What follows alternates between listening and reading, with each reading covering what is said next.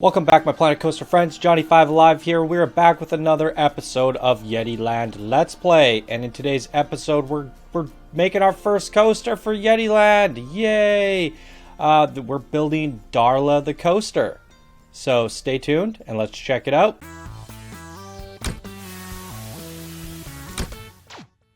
Alright, so for those of you who do not know or haven't been following the series, when we built Mama Yeti, or I should say when we built Frank, Oosh from one of the subscribers, she said that she wanted to name him Frank, and then when I started building Betsy there, or Mama Yeti, I started trying to come up with a name for her, and then I came up with Betsy, she came up with Darla, Oosh came up with Darla, and then we had a vote, and we did a poll. I think 70 people participated, and Betsy won by 1 vote.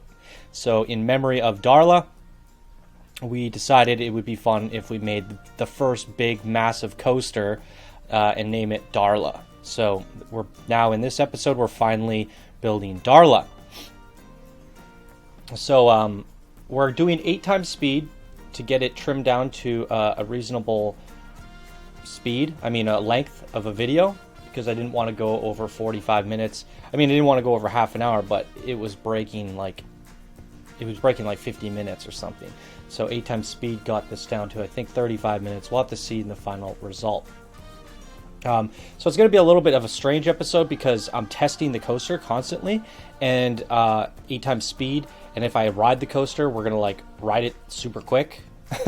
It's going to be a little bit strange. And with any coaster building, it's a lot of trial and error. It's been a while since I made a coaster, and to be exact, I think it was November 20th was my last coaster. I remember having a conversation with someone about this, and I checked. So I literally haven't made a coaster in 2 whole months. It's insane. So I don't really have too much coaster building experience. I think I've made about 8 good coasters in this game so far, and which can be found on my channel under the Ride My Coasters point of view section. So one thing, I'm still a little bit of a noob in some senses, and one thing I was doing here is I had angle snap on. Eventually, at some point here, you'll see me turn it off. So one thing I want to recommend right away as a pointer is make sure that angle snap is off. Excuse me, because you're going to get much finer results, and you're going to have much more control over your coaster when building it. There's no real good reason to have angle snap on, in my opinion. So I end up having to pull everything into the mountain a little bit tighter, which I could have avoided if I wasn't using angle snap to begin with. Another thing is there's a checkbox for tunnel through terrain. So you can see every time I move the coaster, it kind of chews up the terrain. I really like that feature because it doesn't, if it's not on, it'll just go, can't build here, can't build here. With it on, it'll just say, okay, I'll build here, but I'm going to eat up your terrain. And you can just fix the terrain after. So I much prefer that. And so I'm just really testing things and smoothing things, It's a little bit awkward. Sorry about the super fast cams on the ride. I could have edited that, but we're testing this thing so much that it's just trial and error. So you'll get to see all of my mistakes, my adjustments, all that stuff, but you're going to have to put up with the super fast ride-throughs of the coaster. So I'm just adding some banking around the corners and twisting things a little bit, making adjustments, and just fiddling around with the base start of the track. And I wanted the coaster to be a massive coaster because this is really... Excuse me. We can't really get too many coasters in Yeti Land because it's on a small map. I'm stuck on the small Arctic map. There was an update which made the map bigger, but unfortunately we're still stuck on the small one. But that's also good because we're putting so much detail into Yeti Land. It's all about quality over quantity with this map. So I wanted we can't get that many coasters into this map by the end of the project. And as a scenario map, a lot of scenarios start you with a coaster. So I want to build 1 or 2 coasters to start the scenario off. So when I upload the scenario map for people to build parks on, they have a couple coasters to start that are themed towards Yeti Land. And then we're going to build more coasters eventually in the future when we do the Let's Play, but I don't want to include them with the scenario. We're going to build them ourselves. But I wanted this big, epic, you know, Yeti Land Coaster to come with the scenario and to kind of really solidify Yeti, you know, something awesome in Yeti Land.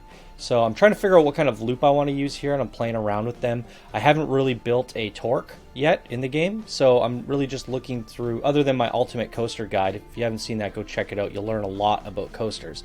Yeah, so I haven't really built a real torque. And you can see I did the loop there, the one inversion, the first one. It's actually one that you tie back in. I wanted the coaster to come back and click into it and then go over the loop. But we end up changing that in the long run because it's not going to have enough speed coming back, and I realized that later. So the whole idea with Darla is we want her to be like a Voyager coaster, an adventure coaster. She takes you through Yeti Land and through its... Oh my god. Okay, I'm going to have to edit that out. You guys probably didn't hear it. Windows 10 is screaming at me again. That scared me. It was so loud. What was I saying? We want Darla to be a Voyager coaster that travels around this beautiful terrain that we've spent, you know, weeks sculpting. So, you know, this is going to be the one that takes you through it all and allows you to experience it. So all these different areas that we have, caves and cliffs and nooks and crannies, I want the coaster to navigate through it. So here we're coming through the top here, and I thought busting it through the top of this rock would be a cool idea because there's a hole there, and this cliff is pointing directly at Frank, our Papa Yeti. So as you come through this hole, you'll get a really good view of Frank. And because this hill is so high, it's going to be it's going to maximize our momentum and our friction. So as this coaster gets to the top here, it should almost come to a dead stop as you're looking at Frank. And I thought that was like a really good feature to have on this coaster, to really take a look at the Yeti and then drop you down into the map. So it's doing an upside down, I don't know what that's called, like a 0G pull or something. It's literally going upside down and then up. So you're going to be upside down as you're going up into this hole, and it's going to twist you right side up as you're spiraling back up to level ground. So now I just want to, I'm pulling this thing around, and I want it to come back up, go through this canyon, or this cliff top, and then I want it to drop into this hole, because I put that hole there at the very beginning because I had the idea that I wanted to drop it down into this cave that we built with the waterfall. Now I was having some issues here. It kept on going red and said you can't build here, you can't build here, you can't build here, and it was really frustrating. And what's really odd about it is later on the problem went away, and at some point you'll see me trying to pull lights out of the ground because we put all these lights in, and then I was like, well, maybe the lights are in the way and it can't get through there properly. And you know, I thought maybe it was the lights causing that problem, and it might have also been the water below it. Whatever it was, the problem went away in the long run, and it was a little bit strange. But I do recommend, if you're trying to replicate some of the stuff you've learned from me in the previous episodes, I lit up all my caverns and stuff with different lights. I suggest doing that after you build a coaster, just because those lights can get in the way, and you might terraform the ground a little bit differently when you get to building your coaster, which means you're going to have to readjust some of your lights again. So a little bit of an oversight by me, a bit of a newbie mistake. I'm still new to everything. This is really my first custom park. I've played majority of all the career mode maps, and one of my most impressive maps to date was the Good Golly Miss Molly scenario, and I made most of my good coasters there, but that was not a custom map. It was all using blueprints from the game, custom coasters of course, but Yeah, so sum it up, this is really my first custom map. So between the terrain, the lighting, and building the coaster, it's still very much a learning experience for me, and I'm making mistakes here that the next time I build a custom park, I'll kind of have a different thought process going into it. I'll do things a little bit differently, and in a different order. So in the future, I might actually just sculpt the terrain, and then from there just start building a coaster. And then however the terrain, like as I'm doing the coaster and navigating through these tunnels and doing different things, I might decide that I might want to change the terrain, because I'm like, oh, I like the way this coaster is going. I might need a cliff here, or I might need a piece of mountain here, or a canal here, and then you drastically start changing your terrain again. So in the future on my other parks, I think I'm going to do a combination of terrain coaster, terrain coaster, terrain coaster, terrain coaster, and then from there, the final touches will be the lighting, and then the decorating, and then putting a park on it at the very last with whatever spots are left over, and then, you know, bring a transport ride to all those parks.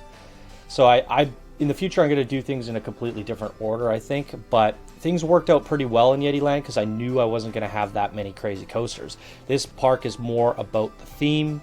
It's more about the decorations, the Yetis. It's really about the park more than it is the coasters. So this is more of a theme park than it is a coaster park. We're going to have maybe tops 5 coasters in this park later on. I don't know. We'll see. I might change my mind later on. I have in my mind, there was this coaster, a dive coaster going into our pit of death. Then there's I have an idea for a bunny hopper that goes up and down through the snow. And then I kind of want to do a kiddie ride that just kind of goes around certain caves and stuff. We'll see though. And maybe like a themed little kind of placeable ride that we get from the blueprints. I saw one called like Avalanche or something. I don't know. We'll see. But I didn't want to have too many coasters on this because we are on a small map after all, and we don't have too much room for all these coasters unless we do them underground. So that's why that's why I added in the Pit of Death for a dive coaster, because all of that track will be hidden underground, and it doesn't really get in the way of us building our theme park. So yeah, and that's kind of also why our train goes underground quite a bit as well. And someone said in the comments I should make like an ice cave with multicolors, crystal cave. I like that idea a lot. And excuse me, we might be going back to our train station in a future episode to add some underground caves and crystal caverns and stuff like that. I kind of like that idea. And maybe while I'm doing that, I might come up with an idea for a kiddie ride, or an area to put a kiddie ride. So I want this thing to be wrapping around and doing all these things. Hey, wait. I'm kind of confused. I haven't been paying attention. I've been just talking. I thought we came out here already. I could have sworn we did. At some point, now that I haven't been paying attention, at some point I delete a whole bunch of track because the coaster fails. It gets a 12 in fear or something like that. Okay, maybe we're not there yet. But yeah, this is an experimentation process. Like my thought process going into building this coaster is, well, first let me backtrack. My thought process with all coasters is there is no failed coasters. Every coaster is salvageable, fixable, and you could turn a failed coaster into an exciting coaster quite easily. That being said, just do what you want with the coaster in terms of exploration. Take it where you want it to go, guide it to where you need it to be, and don't worry about the dips, the valleys. Just place the track down and worry about everything else later. So you'll see a lot of the times where I'm just doing these random hills and random curves, and I'm just trying to like get my way through areas, and I don't really care about the way it looks, because after you could just go grab the track and stretch it up, pull it down, twist it, and then smash the smooth button, and it'll kind of fix itself. So really, you just gotta lay the track down, and then later on, if you need like it's going too fast, you could just pull it up, and if it's going too slow, you could just push it down, and then you kind of start figuring things out as you go, and smoothing certain areas and tweaking certain things. So my philosophy is take it where you want it to go and do the exploration part, and worry about stats, results, and fear levels later. And generally, as I'm doing this, because it's at 8 times speed, you can't really tell. I am constantly keeping an eye on how fast is this coaster going, because obviously, let's just say you go from a giant drop and then you're at the bottom, and you're just making it go left, right, down, through caves and all this different stuff, and then you test it afterwards and you realize, oh, the whole thing is going 200 miles an hour at the bottom of this hill for 95% of the track, and you have to delete the entire thing essentially. So what I said is true about just make it do what you want and worry about it later. I also have this innate, like experience from just RTC 1, 2, and 3 and different coaster games I've played, where when I get to the bottom of a hill, I know to bring the coaster back up again. And that's just something that, you get from experience from playing these games, that you get a feel for how much momentum that coaster has coming up.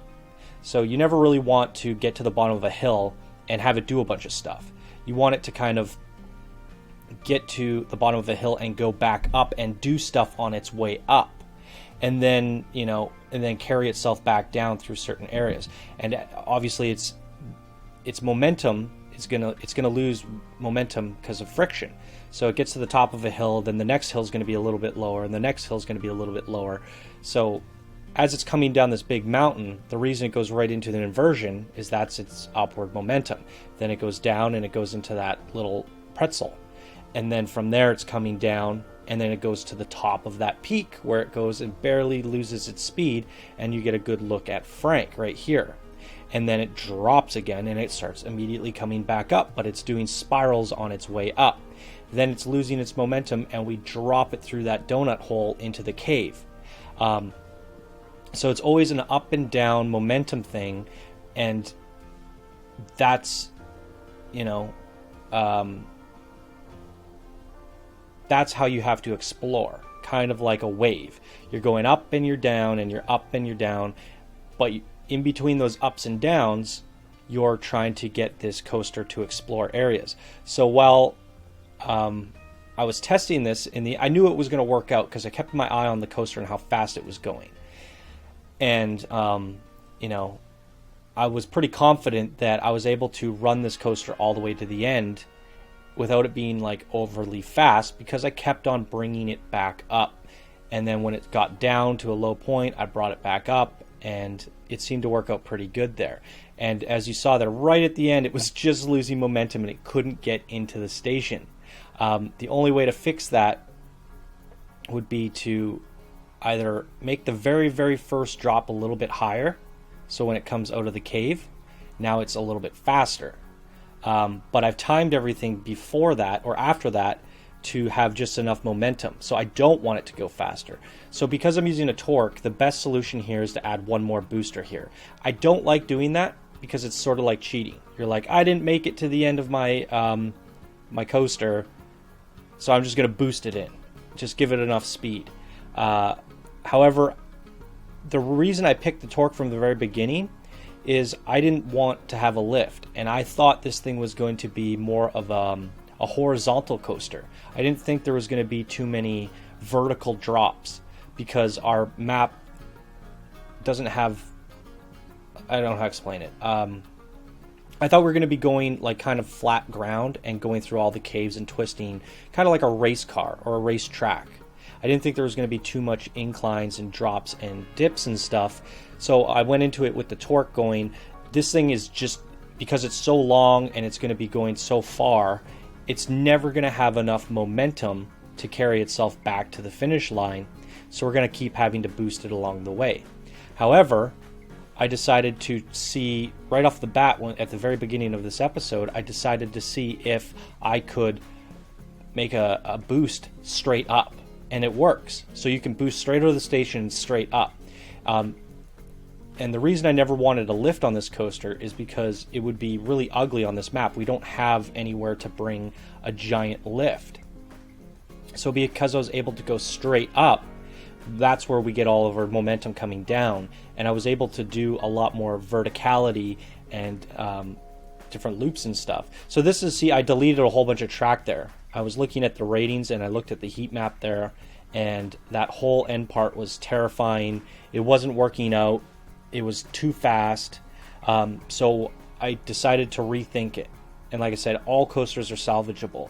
So it was just that one piece of track around that bend that was a little bit too frightening.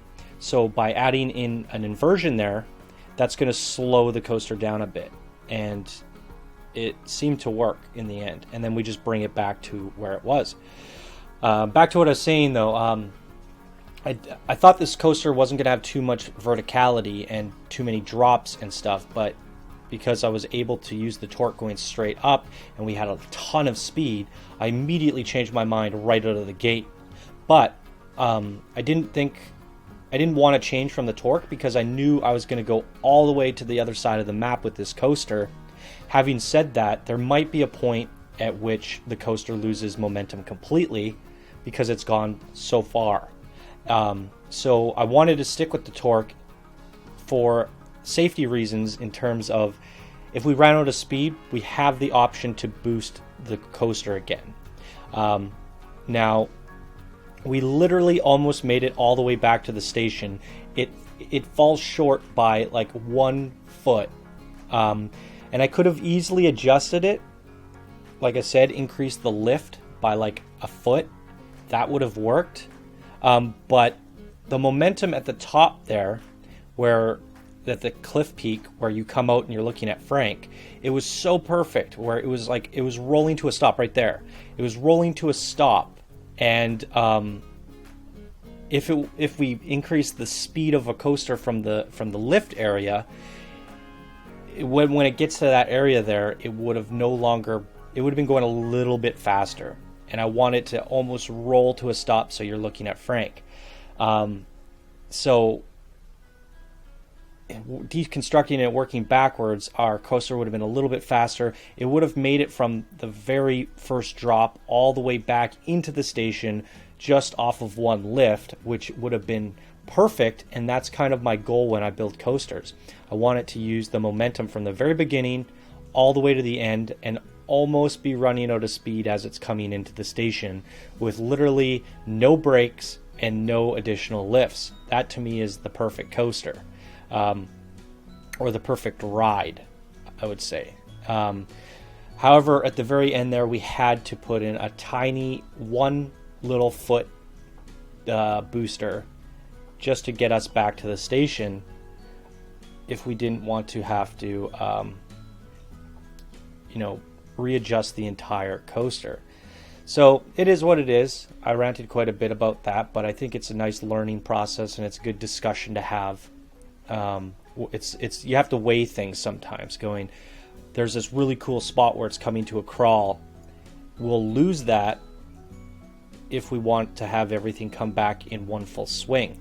And I thought it was more important to me to have it crawling and you're looking at Frank, and sacrifice the fact that we're not going to have a perfect coaster like in terms of momentum. It's just running out of speed as it's coming into the station.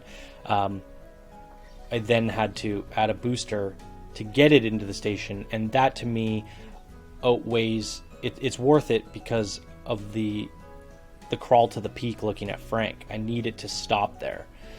So I was weighing the pros and the cons, and I decided, okay, I don't like it. I don't like having to add an extra booster into this coaster, but I'm gonna do it. and here it was too scary. There's the vertical G's coming up and down. It was too much, so I had to make the loop a little bit bigger and make some adjustments to the overall coaster. So we're just really tweaking it, fine-tuning it, because the coaster now does what it needs to do. It gets from the start to the finish nicely. It's not too fast in too many areas, and we just need to add more banking and smoothing to certain parts of the coaster. So I'm just going through, cranking everything, adding more banks to all the corners, and we got to test it really quickly here. It's super quick, but I think it's kind of neat to be able to get a preview of it. See how it was going so slow there. Now when it drops through that hole, it's a little bit sharp, so I ended up adjusting that as well,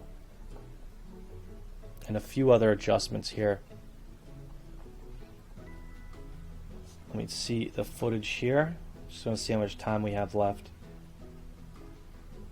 Quite a bit, actually.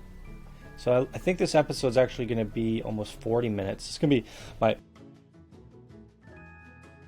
be my longest Yeti Land Let's Play episode ever. I try to keep them all half an hour exactly, but I don't want to have to make I didn't want to make a two-part episode, so it is what it is. But it's nice to be able to sit here and talk coasters with you guys, because we haven't really done that yet. All the coasters I've done on this channel are just like point of view cameras, and I'm not talking, and you just get to ride my coasters. I mean, there are the coaster spotlights, obviously, but they're not being created by me. There's no really behind the scenes learning process. So you get to see this coaster go front to back in one episode, from the time of placing the station to finalizing it, which is pretty cool. I was a little bit nervous going into building this coaster, guys, because it's been 2 months, and you know, this is a very important coaster. It's the first coaster of Yeti Land, so I didn't want to screw it up, but I'm pretty happy with the way it turns out. And I do want to mention that by the end of this episode, where I'm looking at the G's here, and that big loop there, it was still too intense, I think, so I ended up changing it even more. Yeah, trying to look at the fear there as it's coming up. So the way to fix that is to pull it out a little bit more, bank it, bring it up higher, and that'll slow it down as it's getting up to the top. Like I said, if there's a super scary part of a coaster, it's always salvageable. So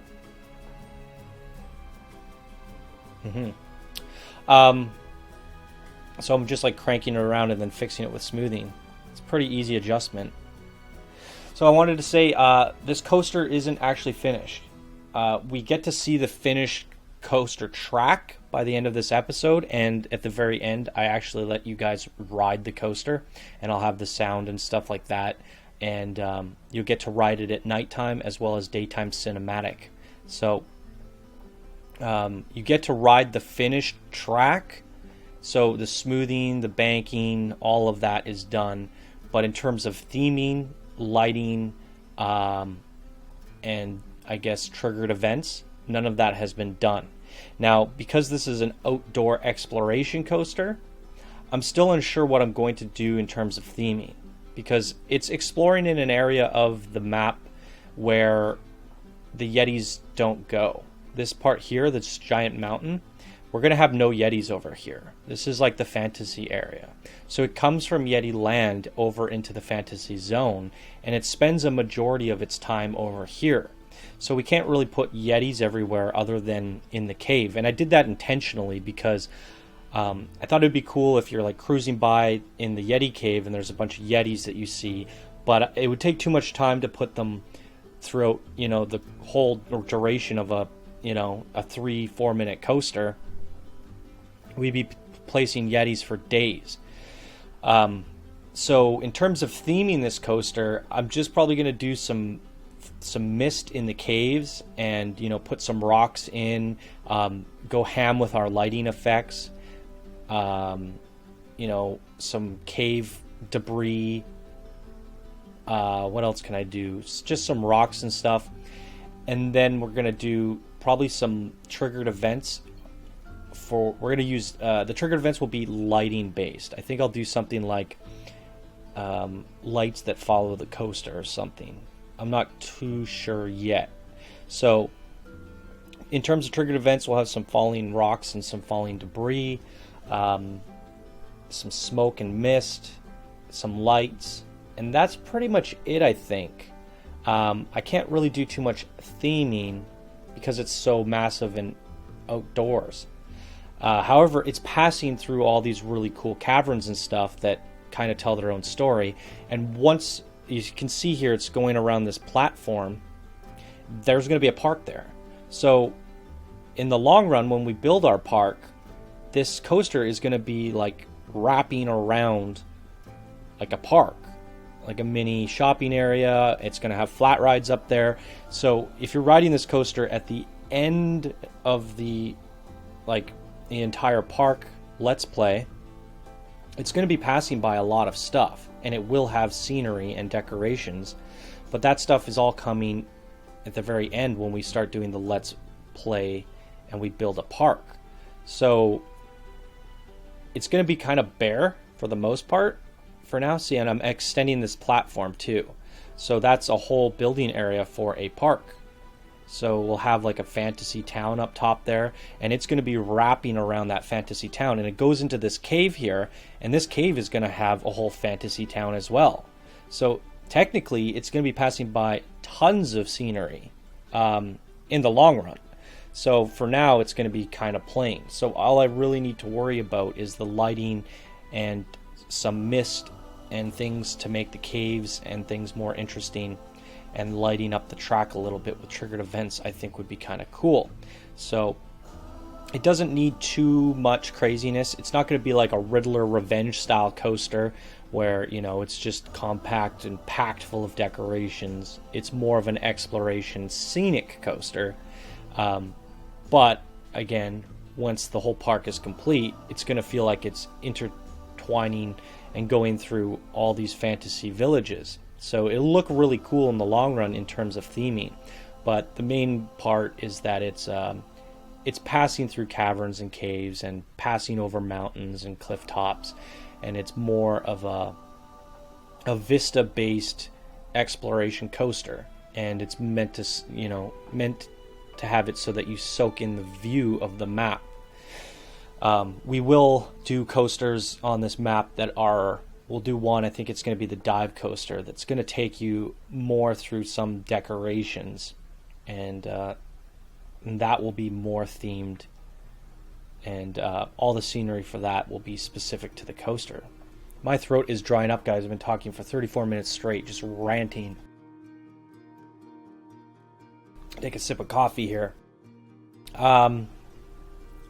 So now I'm going in afterwards, and I'm happy with the results of the coaster, but the terrain got all messed up and chewed up from us building this coaster. So originally, like I said, I didn't want any ugly lifts exposed on this map. So we're literally like bringing up the cave now to make it so it's like the coaster's just being spewed out the side of the cave. And that'll hide the supports, it'll hide the coaster as much as possible. And there's a lot of ugly supports right now, so I think I end up like hiding some of them and cleaning up a few of them, and we'll probably tweak it more in the future as we start building our park and stuff. Whatever supports are in the way, we can kind of get rid of some of them and make it look a little bit cleaner. So I'm just like adding more detail to our cave, cleaning up the little bits here and there. I want to fill this area in, and originally my idea with that loop was to have it go into the cave, but not through it like this. I did like the fact that it was exposed like that, and then I went and covered it up because I wanted it to be like inside of a cave. However, I don't know how I feel about it still.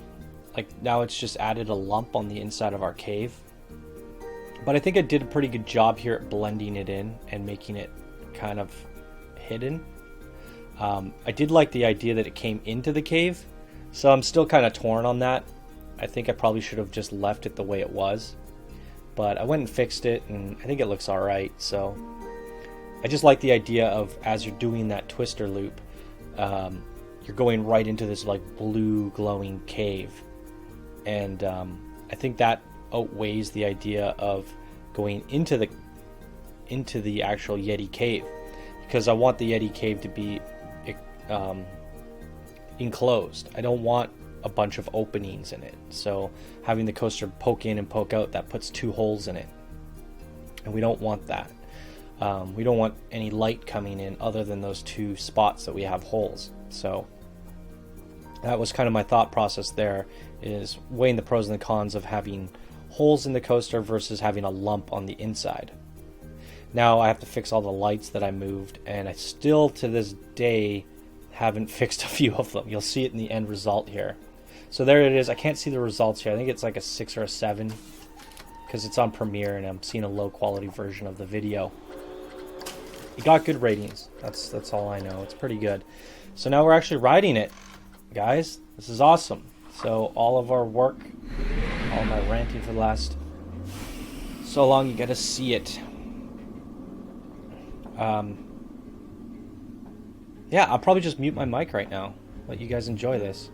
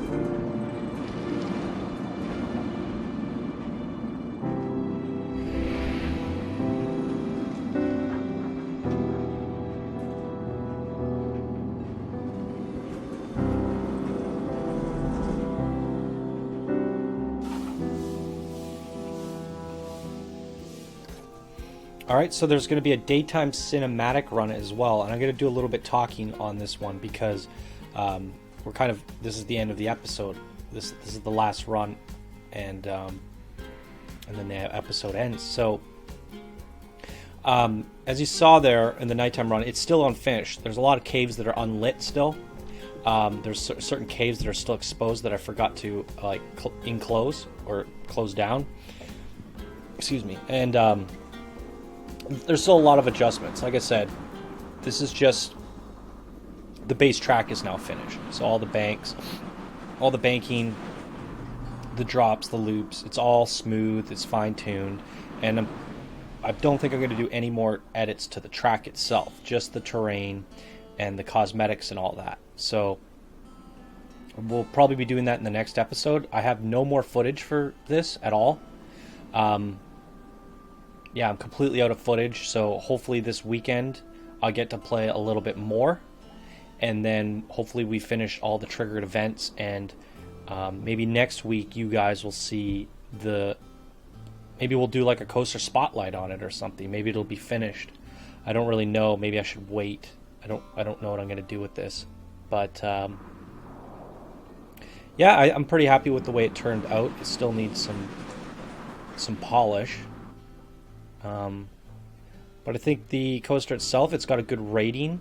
It's got 2 coasters on the track. I didn't put any braking stations in or blocking sections. So it could have done that and had more coasters on this, but I think it's fine. I made the what do you call it? The station platform long enough for 2 coasters, and I think the 2 coasters running on the track at once should be enough to get people on and off at a good rate. So I don't know. We'll have to see. If the queue times are too long, we might have to go back and add blocking sections. Anyways, that's all the footage, guys. So hopefully you guys enjoyed this episode. And if you did, please be sure to smash that like button. And if you're new to the channel, be sure to subscribe. Let me know what you guys thought of this Darla coaster down in the comments below. And stay tuned for the next episode where we hopefully finish that up. All right, guys. Thank you so much for watching. I will see you in the next episode. Bye now.